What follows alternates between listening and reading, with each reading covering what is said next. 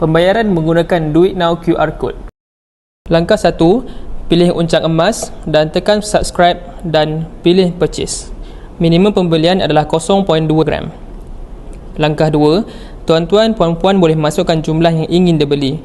Contoh nak beli RM10,000, RM20,000 dan tekan continue purchase.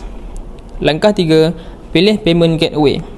Pilih Duit Now QR, kemudian proceed to purchase dan proceed to payment. QR code akan terpapar untuk 5 minit. Sekiranya tuan-tuan dan puan-puan menggunakan laptop, tuan-tuan dan puan-puan boleh terus scan QR code dari laptop sahaja. Sekiranya tuan-tuan dan puan-puan menggunakan telefon bimbit, perlu screenshot QR code. Kemudian, buka bank tuan-tuan dan puan-puan, pilih scan dan pay. Dan pilih scan QR code from gallery. Pilih gambar yang di screenshot tadi di gallery. Kemudian, tekan tombol pay now. Untuk makluman, setiap QR code akan dicas untuk semua transaksi. Sekian, terima kasih.